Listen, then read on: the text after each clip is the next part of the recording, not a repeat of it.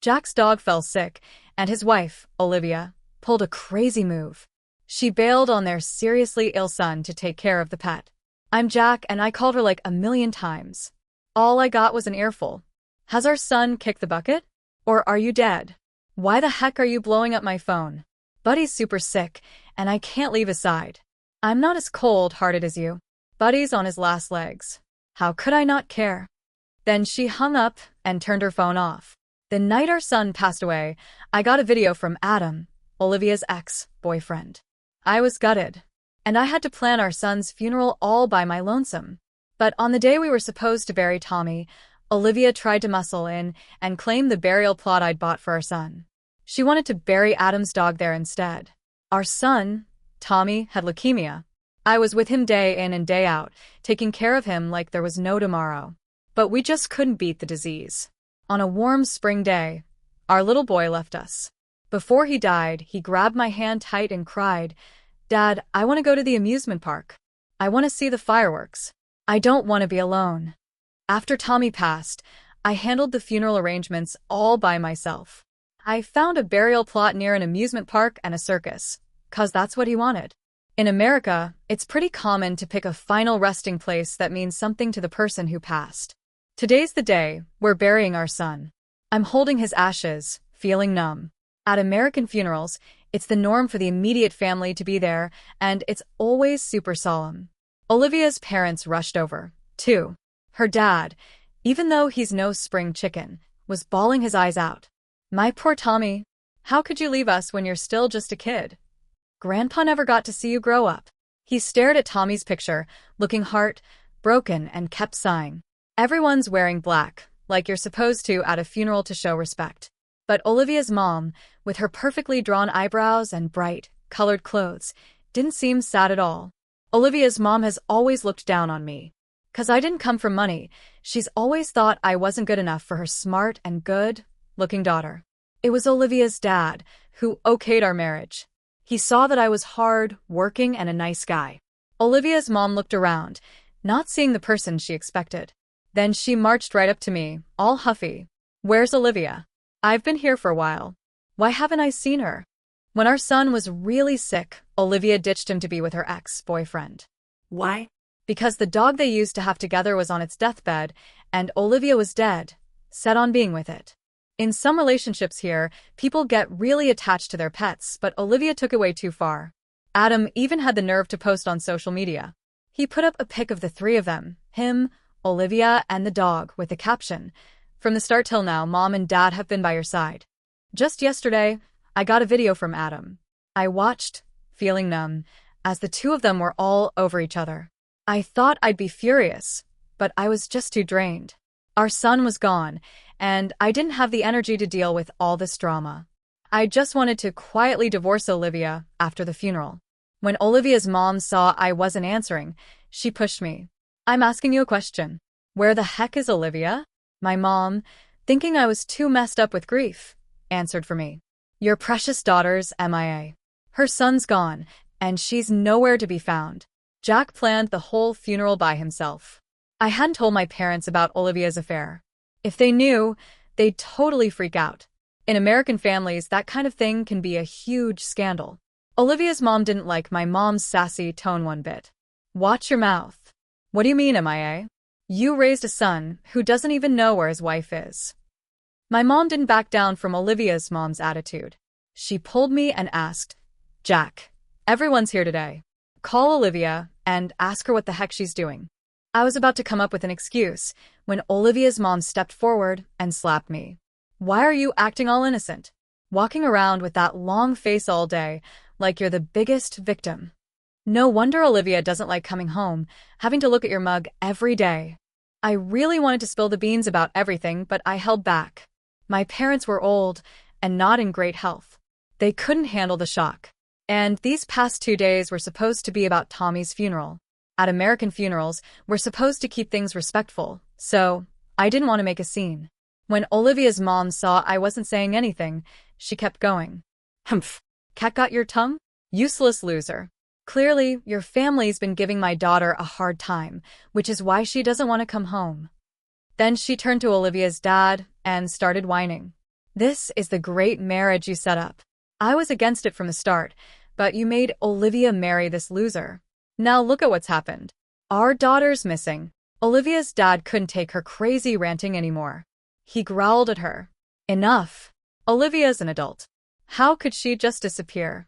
Her own son's dead, and she's nowhere to be seen. And you're yelling at Jack? Clearly, Olivia's in the wrong here. When Olivia's mom saw her husband wasn't on her side, she was even more ticked off. She looked at our sad faces and fumed. She whipped out her phone and said, "You heartless people. If you won't look for my daughter, I will." She called Olivia and put it on speaker. After a couple of rings, Olivia picked up. "Mom? What's up? Why are you calling?" Hearing her voice, I snorted. She ignores all my calls but picks up for her mom right away. "Olivia, what are you doing? Why aren't you coming home?" Olivia's mom asked. Olivia lied through her teeth to her mom. "I'm swamped at work. The company's got a ton of stuff going on." Olivia's mom sighed in relief and shot me a dirty look. "All right then." Jack said he didn't know what you were doing. His attitude really got on my nerves. Olivia didn't know she was on speaker, so she started bad-mouthing me. "Don't pay him any mind, Mom. He's just a petty little man. He's always trash, talking me to others, acting like he's so hard done by." Once Olivia's mom knew she was okay, she hung up, satisfied. Then she gave my parents a smug look. "Did you hear that? My daughter's working her butt off. For the sake of this family, she can't even make it to her son's funeral. And you guys are slandering her. Your whole family's a bunch of jerks." My parents couldn't take Olivia's mom's attitude anymore. They wanted to fight back. I held them back. My fists clenched. I grabbed Olivia's mom's phone, ready to call Olivia and demand to know why she was cheating on me when our son was suffering. Olivia's mom slapped me again. "What's wrong with you? Good for nothing. You can't even earn a decent living, and now you're trying to mess up my daughter's job." Before we got married, Olivia wanted me to be a stay-at-home husband. I agreed. While I took care of the house, I also wrote novels online and built up a following. Then, when Tommy got really sick, I put everything on hold to take care of him. Once the funeral's over, I'm gonna tell Olivia to dump a loser like you. Fine. Let's get a divorce. I've been wanting to end this circus for a long time. Olivia's dad looked at the time and pulled his wife back. He warned her, "Can you just pipe down? Today's Tommy's burial day. Show some respect as his grandmother." After that, he gave me an apologetic look. "Jack, let's go. Don't hold up Tommy's rest." I hugged the ashes tight and walked towards the burial plot I'd bought. In American cemeteries, people usually buy plots in advance. Olivia's mom finally calmed down when she saw her husband was serious. But she thought the coffin was bad luck, so she walked way behind us. When we got to the cemetery, I handed over the documents. But the staffer looked at me, all sheepish. "I'm really sorry, Mr. Last Name, but we can't give you that plot anymore." I was stunned. How could they back out after I'd already paid? In America, that's just not how business is supposed to work. The staffer saw we were mad and kept explaining. "I'm super sorry. Everything was set, but then a big shot came in and offered 10 times what you paid for the plot. We didn't want to mess with them, so we had to make other arrangements. How about I find you another plot for free?" Everyone was really angry. "What do you mean? My son's being buried today, and you're telling me we can't use the plot? That's just not right. You've got no integrity." My mom was furious, too. "This is totally unfair. How can you sell it to someone else? We picked this plot for a reason. Since there were so many of us, the staffer didn't try to stop us." "All right. The person who offered the high price is still inside. Why don't you talk to them? I'm just a low-level employee, following orders." I was really mad. I wanted to see who was being so unethical. I stormed in, and there was Adam. He had a small coffin at his feet. As I got closer, I saw it was Buddy, the dog he and Olivia used to have. He seemed to know I was coming and smirked. "Jack, what are you doing here? Did someone in your family croak?" He saw the memorial photo and knew what happened, but he still made fun of me. "Oh, so your son died. That's rough." I ignored his taunts and shouted, "I paid for this plot first. What right do you have to take it?" He looked at me and laughed. "Jack, you might be mourning your son, but I lost my dog, too. and Olivia paid 10 times your price. This dog was like a kid to her. I couldn't believe how shameless Olivia was. I was trying really hard to stay calm, but Adam leaned in and said something that really hurt. You didn't know? When Olivia found out you were the one who bought the plot, she was livid. I had to work hard to calm her down. After Buddy died, Olivia was really broken up. We comforted each other, and she told me all about how fed up she was with you. I couldn't take it anymore. I punched Adam right in the face. Olivia saw this when she came back from the restroom. She rushed to help Adam up and started yelling at me. Jack, are you out of your mind? What are you doing here? I laughed coldly.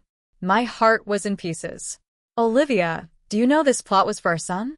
While you were cheating on me with this guy, our son was suffering from his illness. Do you know today's our son's funeral? Just like I thought, Olivia slapped me. I turned my cheek. After 3 slaps from Olivia and her mom, my cheek was red and swollen. Adam, are you even human? How can you talk about your own son like that? Tommy had leukemia, but his condition was stable. It's not as bad as you're making it out to be.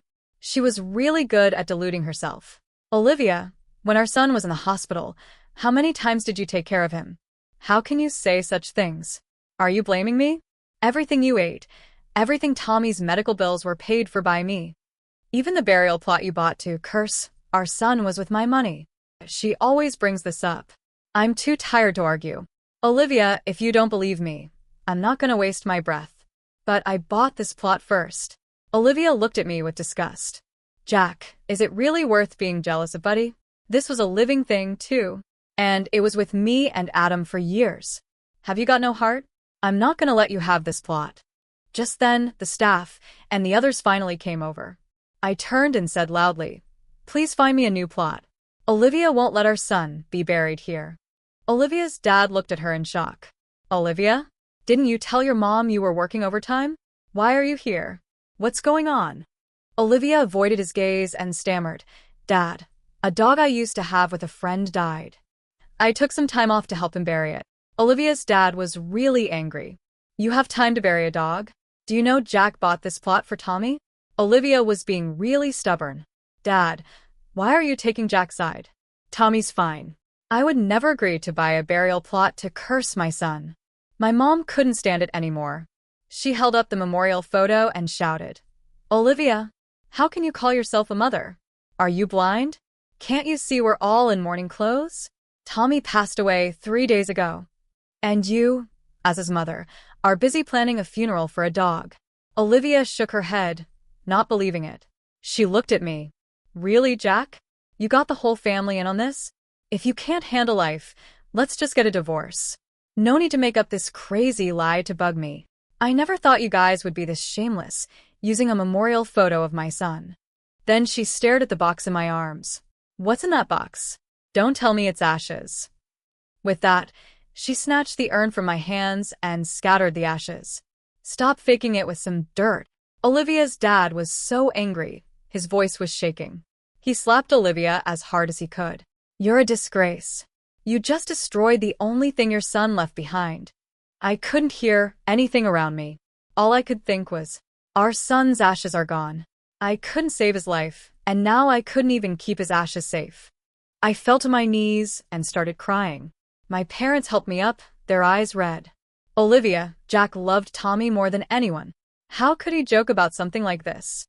I was on my knees, crying my eyes out. Memories of Tommy kept playing in my head. I could almost hear him calling me Dad. My parents looked at me, worried and angry. People around us were whispering, shocked by what was happening.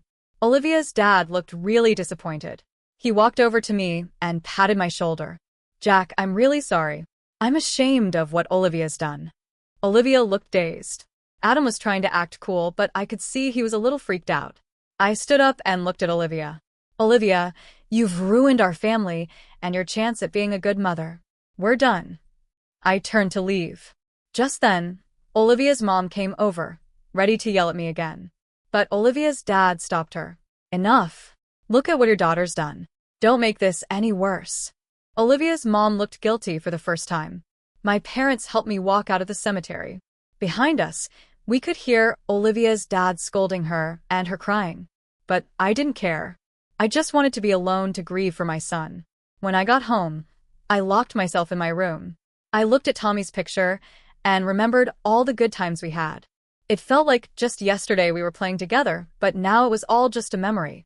I knew I had to move on, for Tommy's sake and my own. In the following days, I started to get my life back together. I went back to writing. I put all my pain into my novels.